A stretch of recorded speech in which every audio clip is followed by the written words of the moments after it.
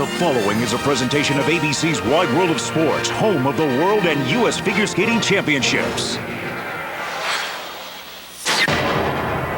Who will be champion? Now the quest begins. Gable, Eldridge.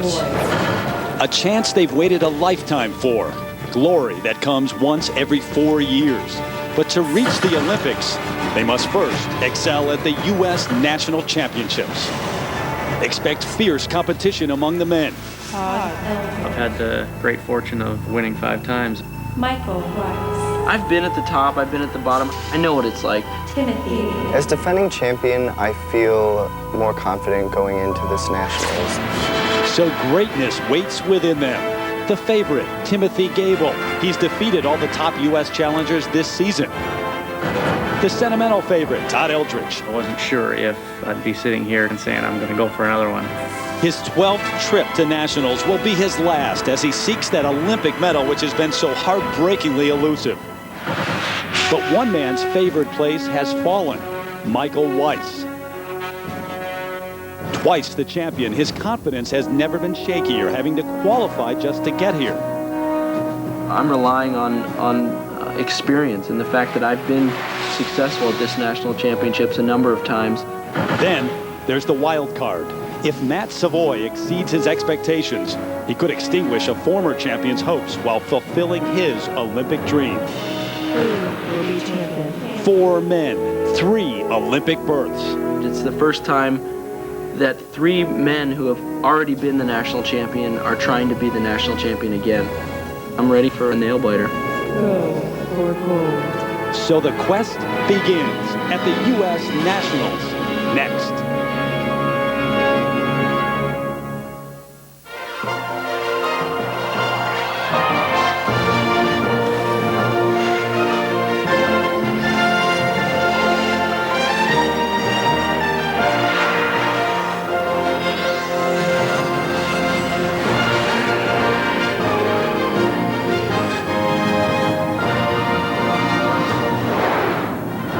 For the first time in 48 years, the premier event in American skating has come to Los Angeles, a city where reality has always taken a backseat to dreams and lofty aspirations.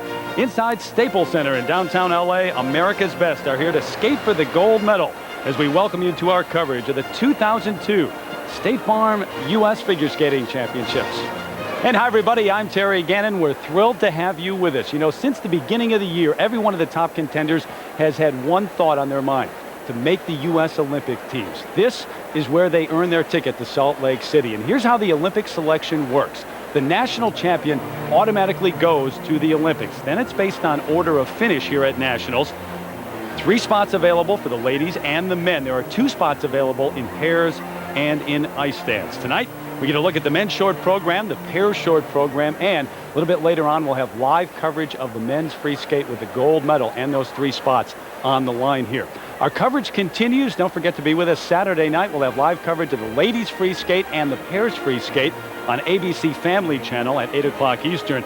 And then the rebroadcast of that Sunday afternoon at 3 o'clock Eastern on ABC Sports.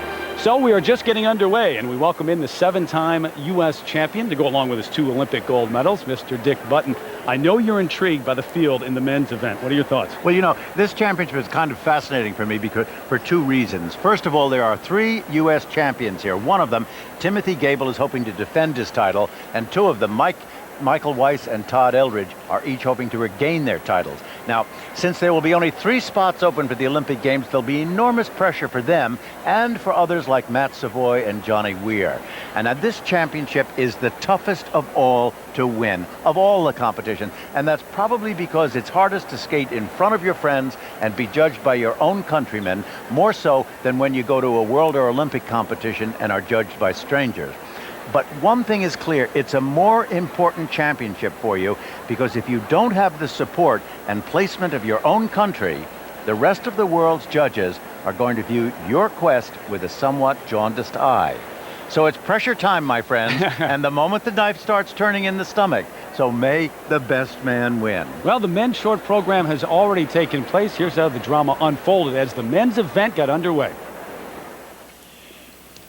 Terry Gannon along with Dick Button as Peter Carruthers joins us a little bit later for interviews. The men's short program here on the ice is the 17-year-old from Lancaster, Pennsylvania. Let's welcome now Johnny Weir, Johnny Weir. the 2001 junior world champion. Last year at the national championships, he finished just out of the top 5, a 6th place finish for Johnny Weir, but got some great international experience this season.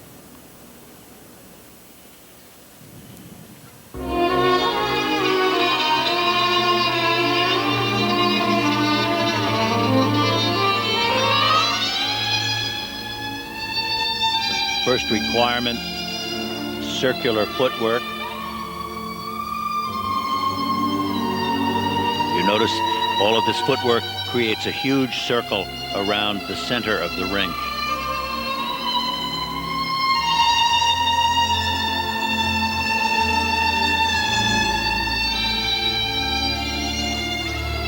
He does not do a quadruple, instead a triple Lutz, triple toe, 2 triple jump combination. There's the first landing and second one. That was very good. Had a number of challenges since that World Junior Championship in 2001, most of them coming in the form of injuries. He broke his wrist when he crashed into the boards, missed 6 weeks at that point of training. Clean landing. Combination spin. Sit, change, sit.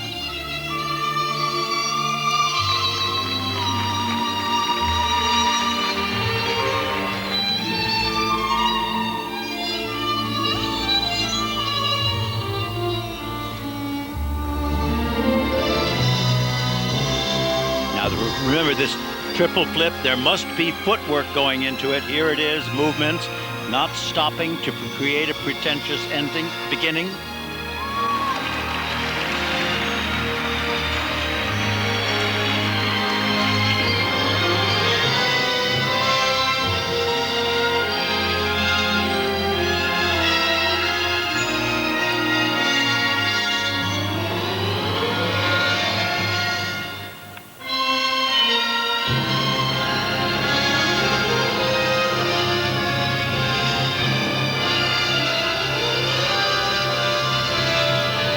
Combination first, running 3s into a combination spin, camel into a sit spin, back sit spin, cannonball position, dropped hands, stretch catch foot.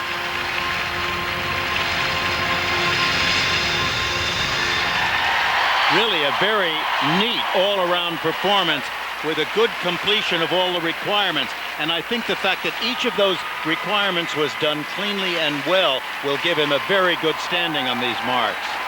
Got a great future, but pretty good right now as well. Only 17 years of age.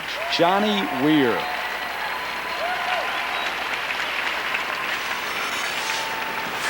Now this combination right there, triple Lutz. Beautiful revolution in the air. Nice clean edge stepping right up into the triple toe loop coming out of it. That was first rate.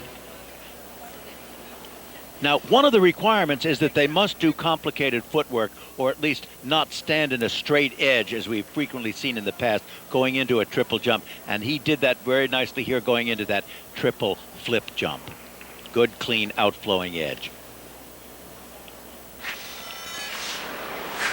And there's a look at the panel of judges working this men's short program. They're all volunteers from across the United States. And of course, there are 8 required elements in this short. The quad is always important, although you don't have to try it here.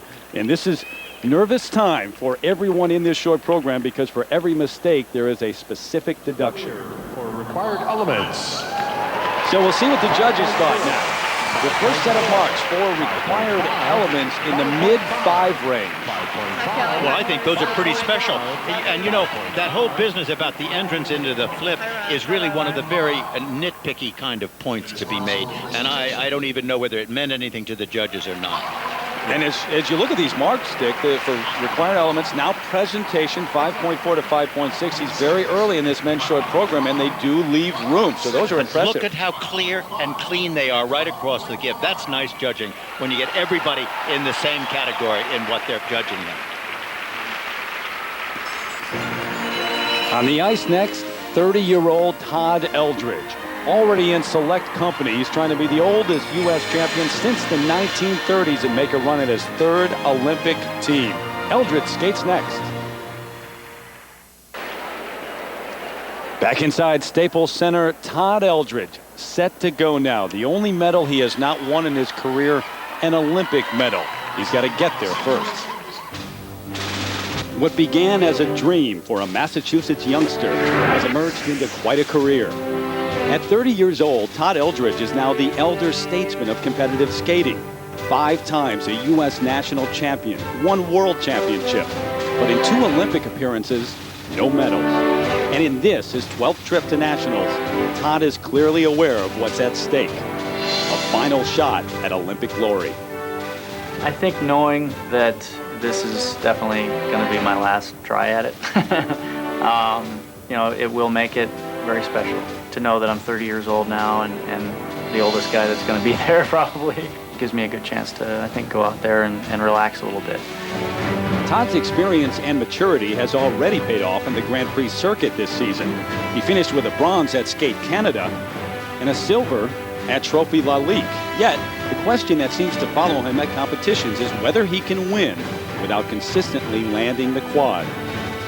In any sport, there is an element of strategy. If I skate late in the event and the other guys skate early and they make mistakes, there's no sense in taking that risk. You know, you just go out and do a good performance, and a performance that you know is going to put you in the position that you want to be in. His strategy is proof that he is a veteran of the sport and one whose intense desire has kept him competitive for over a decade. It's that desire that has motivated Todd to take a final shot at reaching the medal stand in Salt Lake. But he's also prepared if he ends up short of his Olympic dreams. There are definitely more important things in life and more important things than winning an Olympic medal. And you know, if I win one, that's great. If I don't, you know, I'm still going to move on. You know, have a great life and definitely have a great career. 17 trips to the national championships, 12 of them on the senior level.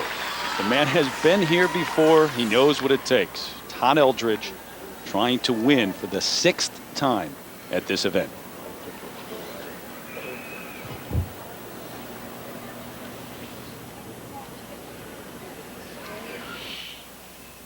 Now, before you get into this, just remember, this is where the quadruple jump will count. He will not be able to medal at the Olympics without it.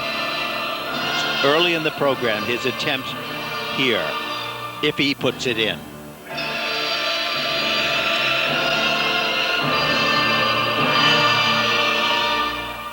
If he has it planned, it'll be here, a quadruple toe, triple toe.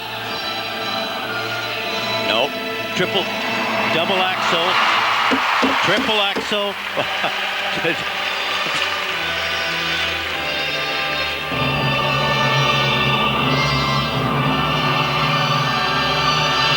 Now that means he cannot do a triple axel here. Double axel. Remember, you get marked down if you repeat a move. And he changed that program from what he told us earlier. But look at the quality of this back spin right here. Look at how closely centered it is on the ice.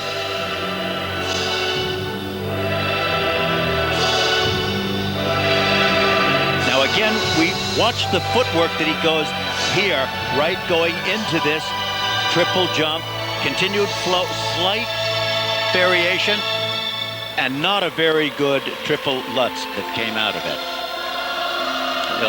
That just wasn't good quality. It's less a matter of a deduction than it is a matter of a lower mark. Is he the best in the world at this, though, Dick? In the current world today, he is just, look at how tight the little turns are, the circle that he's in. That's just centered right in one spot, like you expect to see a top on a table when you're spinning it. straight line footwork. Getting much more theatrical, much more effect out of this.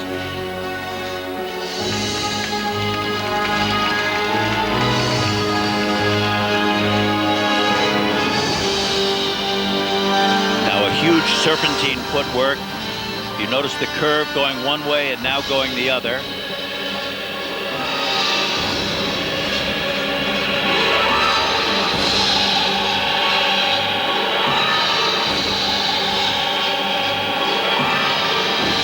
Where he's really without peer in the world of skating today is his spinning ability. Look at how the centering is staying in one spot.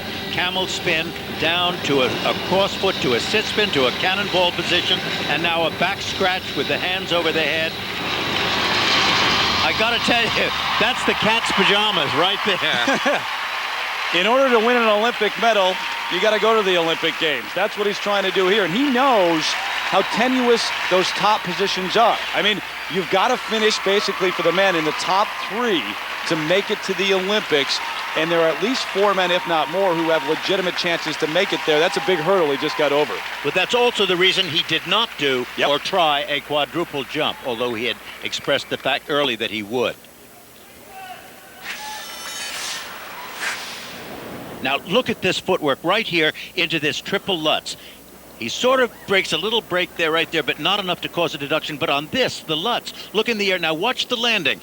Way over, way over. He just doesn't have a good solid landing. He almost touches down. And if he did touch down, that would be 1/10 of a point off. But in this final combination spin, it just sings. Look at this. The speed, the centering of it, the control he has, the cannonball position, and this part, the back scratch spin with the hands over the head, which is one of the best in the business today. Here are the judges' marks for Todd Eldridge for required elements.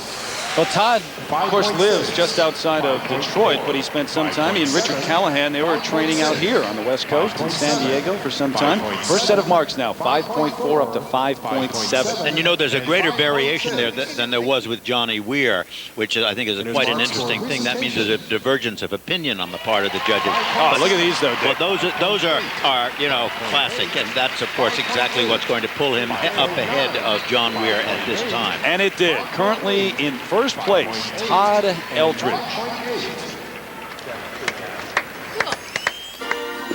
When we come back, Michael Weiss will be out there on the ice trying to get back to the form that won him 2 U.S. championships and make another trip to the Olympics. First, Dick takes a look at the axel jump, though. The rule book of figure skating is brought to you by Campbell's. The axel is the only jump to take off going forward. In this double axel, the skater takes off on a forward outside edge and then completes 2.5 revolutions. The hardest triple jump is the triple axel. The skater completes 3.5 revolutions in the air. The triple axel triple toe loop combination requires tremendous jump technique, including good approach, speed, tight rotation, and controlled landings.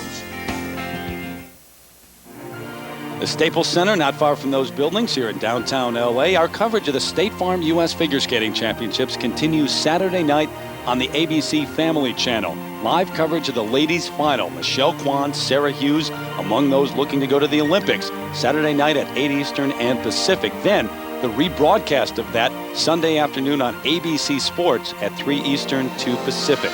Right now, Peter Carruthers is standing by with Todd Eldridge. Okay, Todd, the short program's behind you now, but no quad. Why?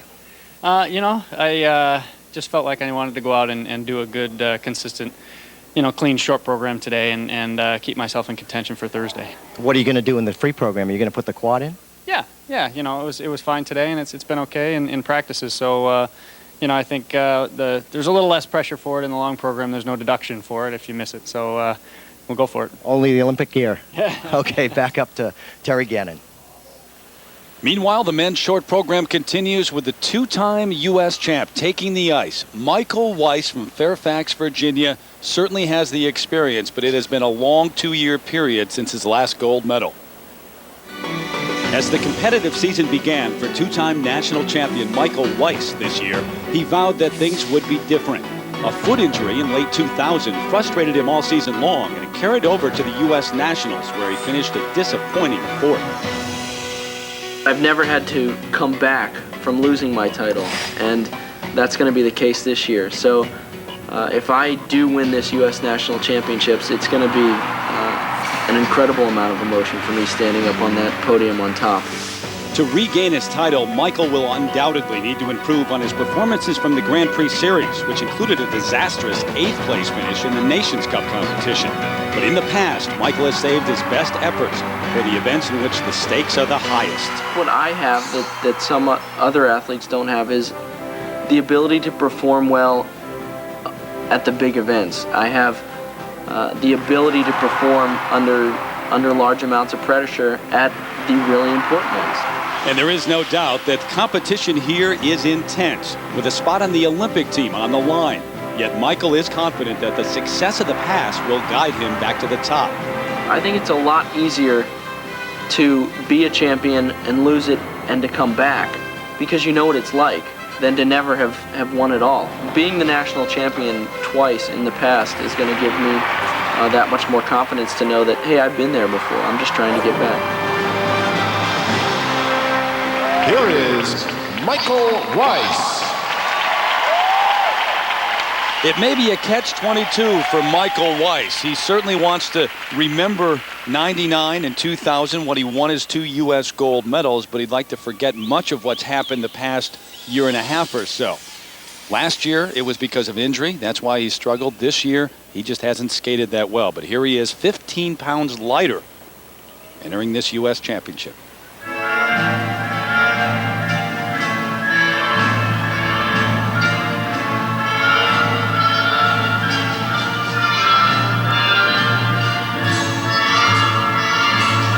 Now his plan is to do a quadruple toe, triple toe combination. And if it's going to be, it'll be right here. And it wasn't. He was able to land the quad at the sectionals competition. He hasn't been able to land it very often, but just the fact that he had to go to sectionals to qualify here is a shock.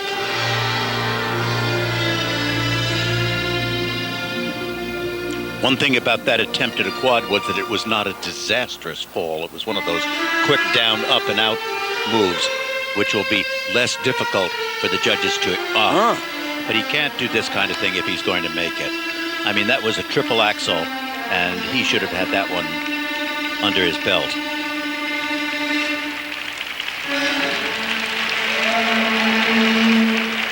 This crowd now trying to get him back on his feet.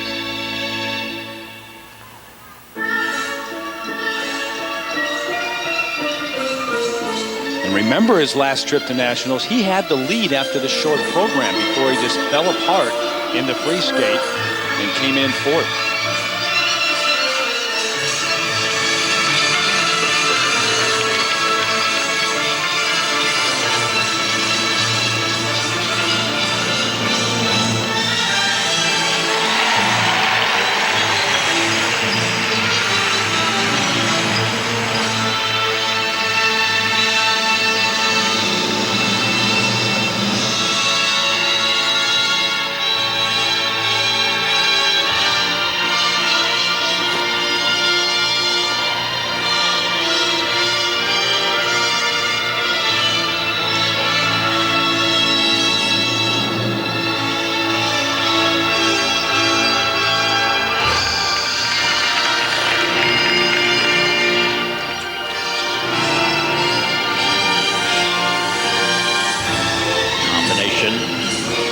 Sit spin, good speed, good centering.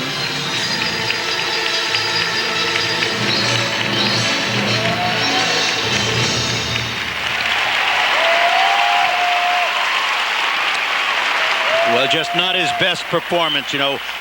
Really a sad mistake on those two moves. The first one, the quadruple toe, and then on the triple axel.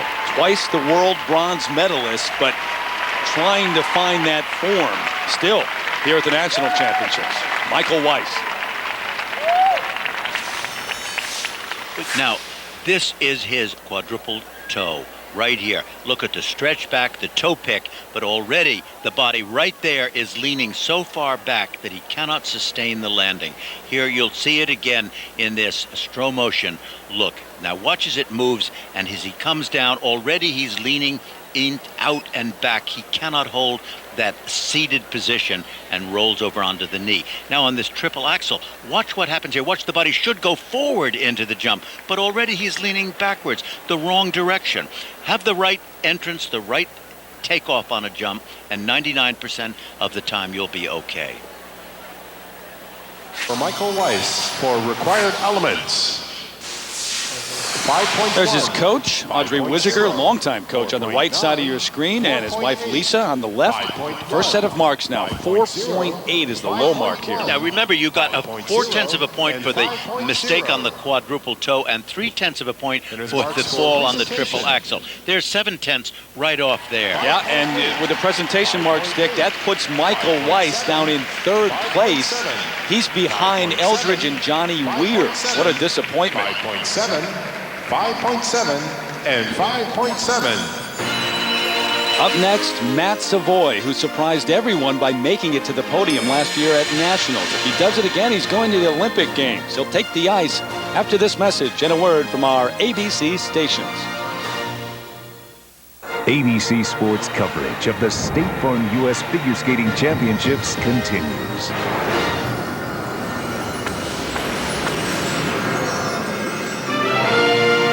Here in L.A., skaters are trying to make it to Salt Lake City. They'll be doing the same in slalom, aerials, and cross country on Sunday.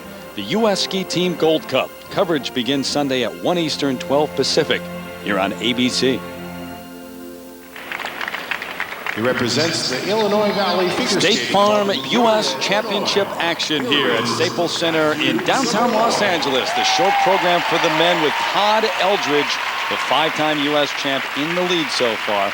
Johnny Weir in second ahead of Michael Weiss. But here is the reigning U.S. bronze medalist, Matt Savoy.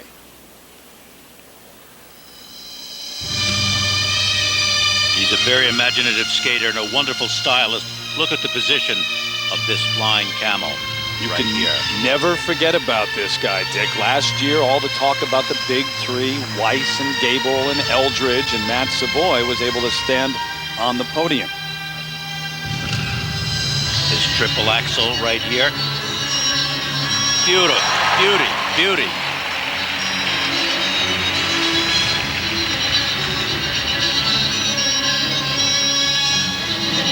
His two-jump combination, a triple flip, triple toe, right here. You know, nice, nice speed coming out of that. Good flow. No tiny little curled-in edge. That's what made it good. 21 years of age from Peoria, Illinois. Has not had the kind of season that he enjoyed last year, though. On the Grand Prix circuit, he did not make the Grand Prix final this year. Full-time student at Bradley University.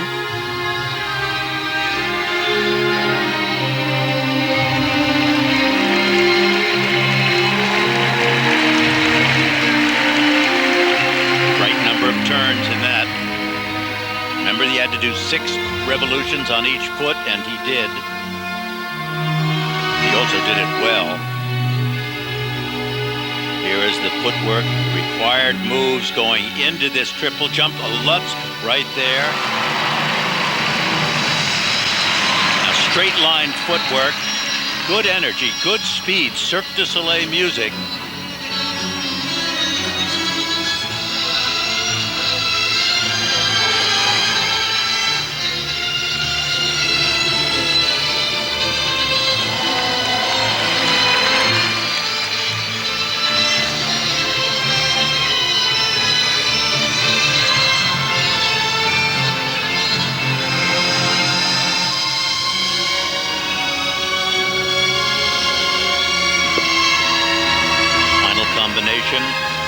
Camel, half sit spin, perfect position. Look at the stretch of that leg in that half sitting position. Back sit position, camel, cannonball, catch foot, and a back scratch, and a really nice performance. You know, no mistakes, just first rate all the way around. That, I'll bet you a nickel to a plug donut, secures him a place on the Olympic team. Long way to go here in LA before it's over, but I like to bet when they're plug donuts. If I can find one, I'll bet you that. Go Savoy, and a standing ovation for the reigning U.S. bronze medalist. Matt Savoy off to a great start.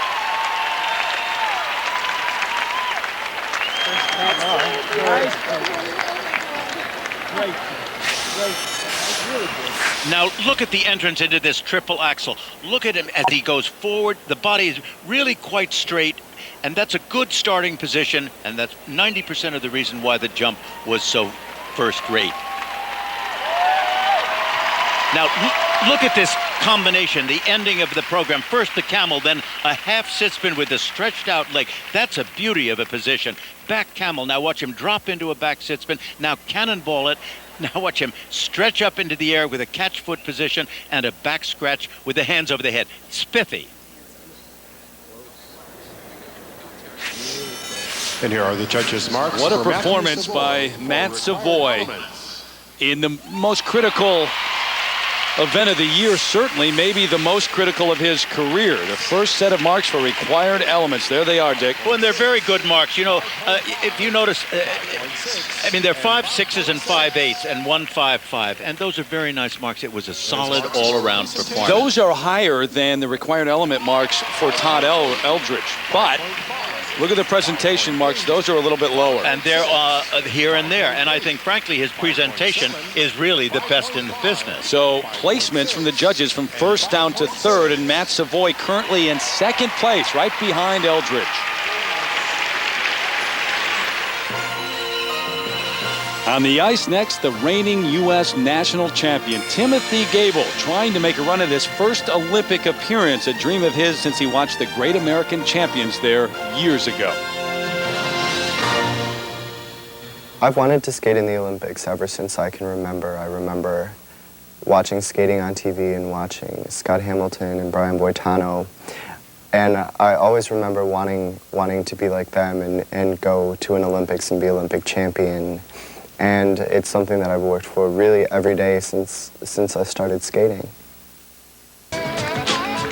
Also representing the Winterhurst Figure Skating Club in Lakewood, Ohio, here is Todd Eldridge has the lead so far over Matt Savoy and Johnny Weir, as Michael Weiss is down in fourth place here at the State Farm U.S. Figure Skating Championships, the men's short program, setting the table for the free skate. Here's the reigning champ, Timothy Gable, on the ice.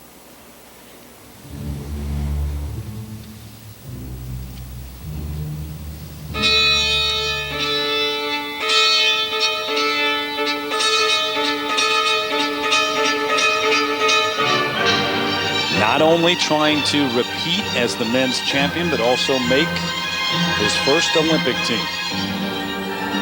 And he's known for his quadruple jumps. Look at this quadruple salchow. Triple toe. Now that's the tightest, cleanest, quickest revolution in the air that you'll see. Very fast. Superb revolution. This a triple axel. Now watch him step up into this. You see how fast the revolution is in the air. That's really brilliant, the tightness of those turns. He makes it look so easy, Dick. Footwork here into a triple flip. Now that also complete. Timothy Gable, originally from Rolling Meadows, Illinois, was then in Cleveland, but has been with Frank Carroll since May of 2000 out here in the LA area in El Segundo.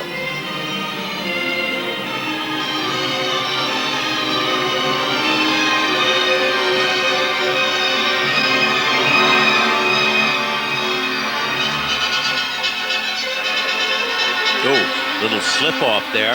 That was a catching of an edge, and I doubt that will cause any deduction in a mark whatsoever.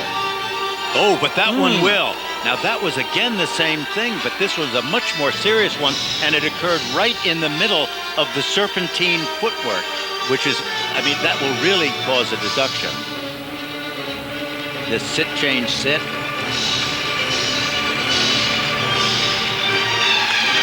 Good back position, much better than it was a few months ago, even a year ago. This straight line footwork right here.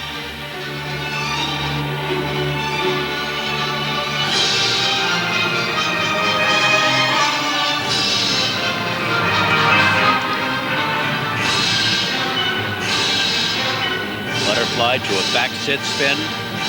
Good position. Now watch him pull it up into the air. Back scratch. And Started so well, but then the struggles in the middle of that program.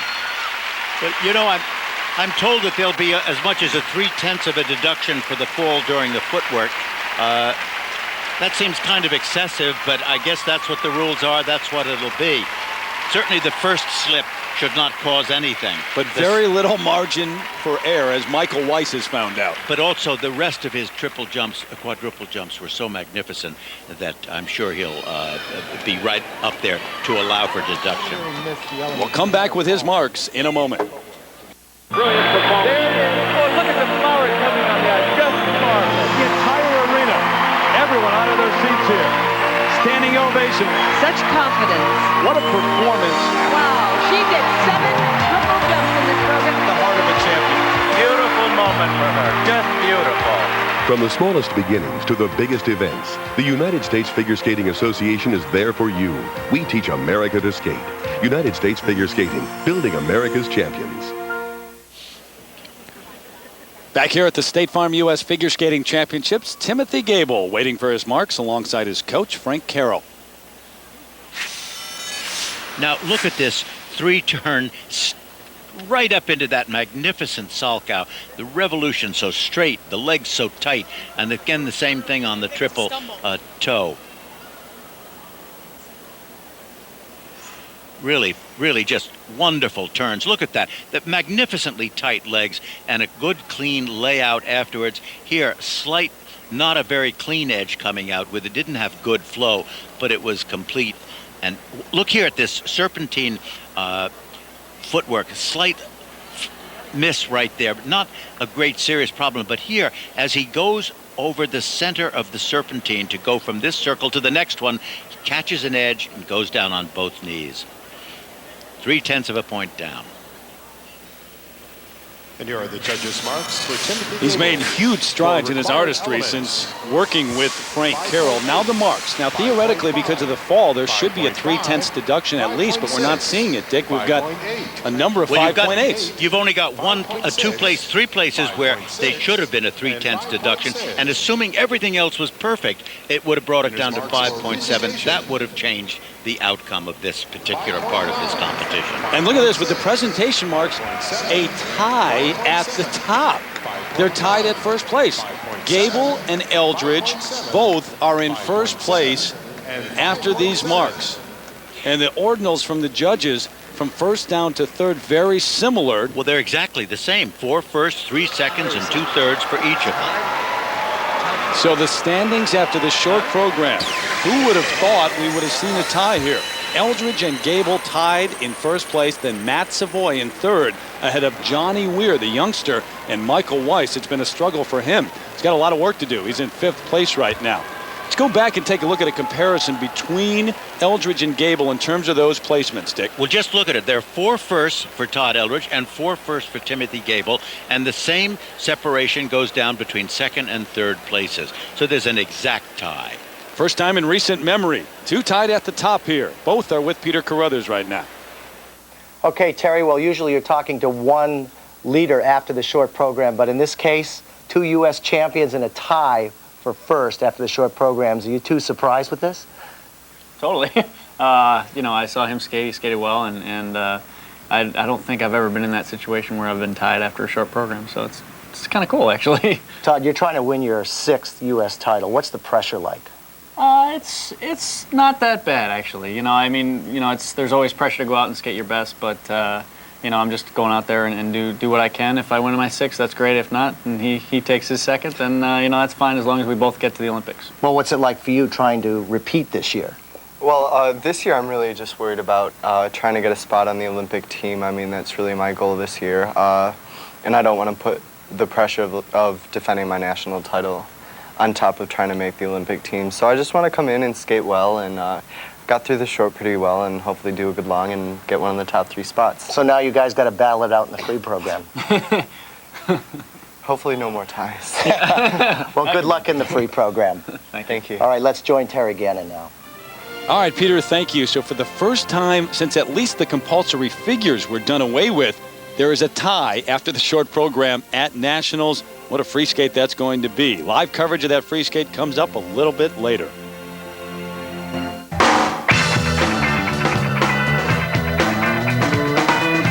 Coming up later, the pairs short program as Kyoko Ina and John Zimmerman skate for their 3rd straight national title.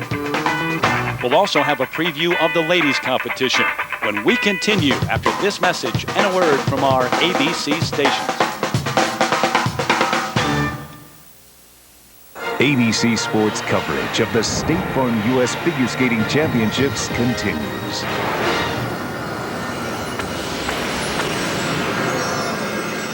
And a good look down on Staples Center here in downtown Los Angeles. These aerial pictures courtesy of the Goodyear Blimp Eagle, based in Carson, California. Don't forget, our coverage of the State Farm U.S. Figure Skating Championships continues Saturday night on the ABC Family Channel. Live coverage of the ladies free skate beginning at 8 o'clock Eastern Time. Then, the rebroadcast of that on ABC Sports Sunday afternoon starting at 3 o'clock Eastern. And we welcome you back inside Staples Center. Hi again, everybody. Terry Gannon with you.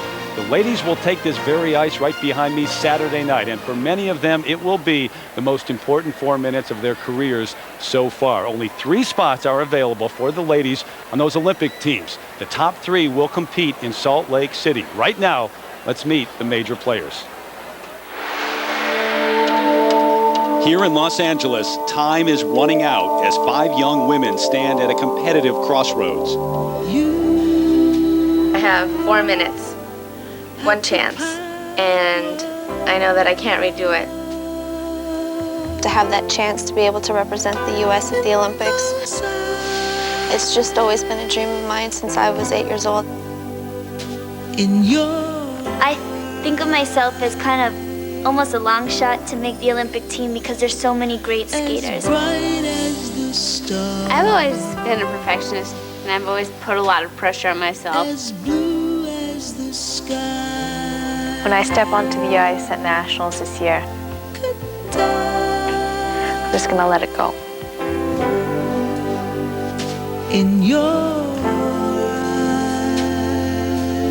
An impressive field indeed, including 17-year-old Jenny Kirk, who enjoyed her first experience at Nationals as a spectator 7 years ago. It was so exciting to see the skaters. I just remember thinking all I want to do is be them. I want to be on the ice, and I want all these people looking at me. Last year in her hometown of Boston, Jenny finished 4th, but life ever since has been a challenge for the 2000 Junior World Champion. This past year has been really hard with my mom passing away. She always told me that I should just believe in myself and that I can do anything I want to do. And I carry that with me all the time, so I never feel alone. I feel like when I step on the ice, she's with me and she's proud of me.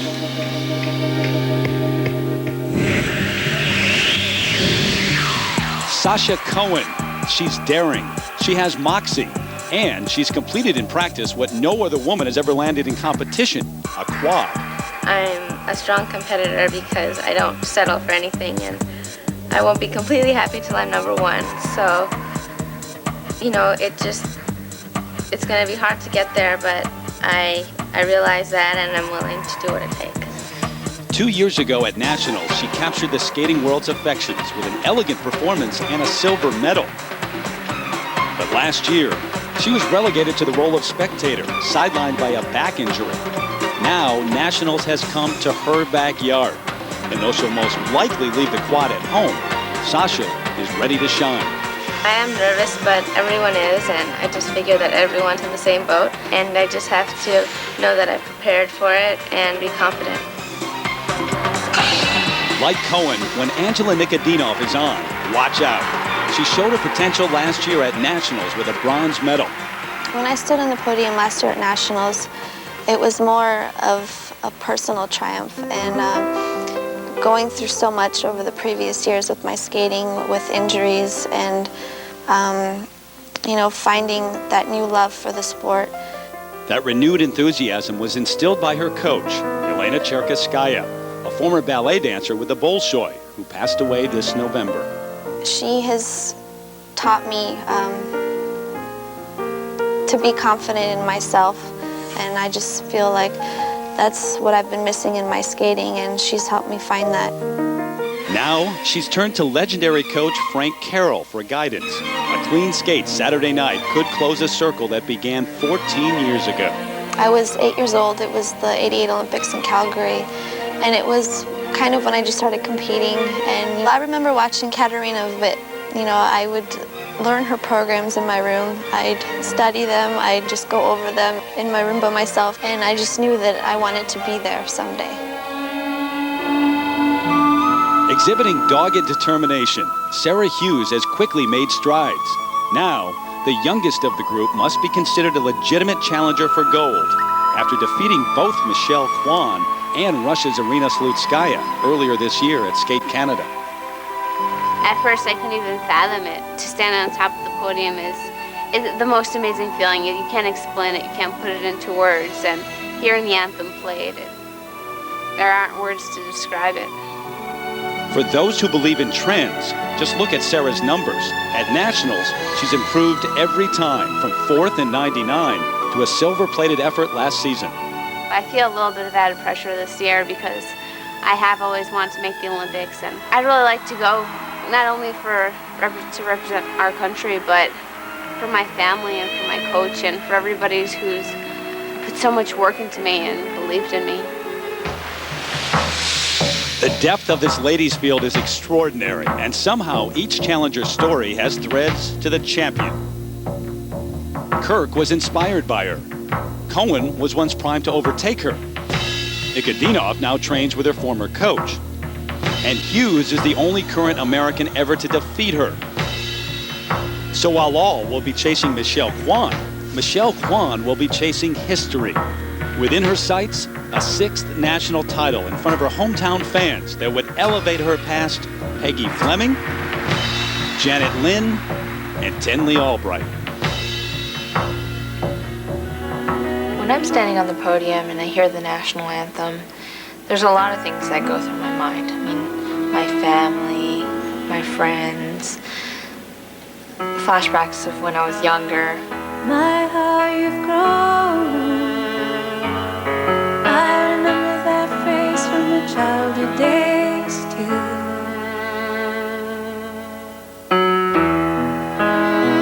Just wait and see.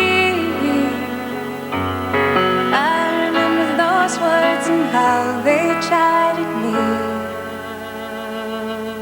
When patient was the hardest thing to be. I remember watching Brian Boitano win the '88 Olympics, and I remember clapping and cheering and dancing around my living room. She was only 7 years old then. Now, Nagano's silver medalist looks to fulfill every skater's dream of Olympic gold. But first, she looks to steal the national spotlight one more time. A stage with so many wondrous memories. Remember the perfect sixes in '98. What a magnificent moment. She is absolutely brilliant. She just takes your breath away. Or even last year, when she neared perfection with her short program in Boston. She has done it again. 7 perfect sixes. My gosh. Still, no skater has ever won nationals without a coach. And after severing ties to Frank Carroll in October, Michelle has stumbled. But she is often at her best when tested. And in this, most likely her final trip to nationals, one challenge remains: to touch gold once again. Yeah, she thinks about our life's mystery and how slowly the answers unfold. Oh, she's becoming gold. When I was younger, I thought the medals meant the most to me. Now, as I'm older, the thing that means the most is the sport. You know, just have fun with it. What I do on the ice feels like it's a gift.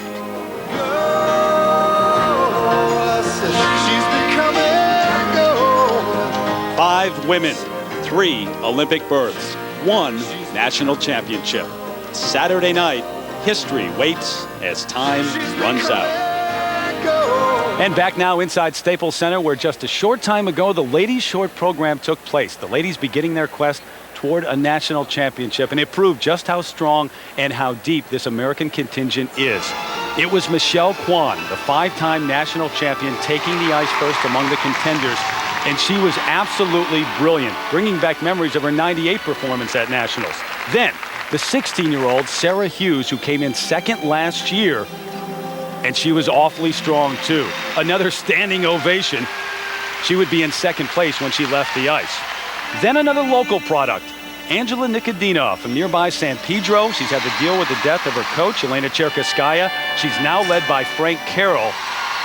Extremely successful here in the short. She was in third place, but it was 17-year-old Sasha Cohen who absolutely brought down the house. Out last year with a back injury. In 2000, she was the silver medalist at Nationals, and what a performance here in the short program. It rivaled Michelle Kwan's. In fact, she would end up in second. So your standings after the short program, Michelle Kwan in the lead. Then Sasha Cohen in second place. Sarah Hughes and Angela Nikodina, remember, 3 make the Olympic team. The Ladies Free Skate Live comes up Saturday night on ABC Family Channel at 8 Eastern, then the rebroadcast Sunday afternoon on ABC Sports at 3 Eastern. Still to come tonight, live coverage of the men's free skate later, but up next, the pairs begin their quest for a national title when we come back.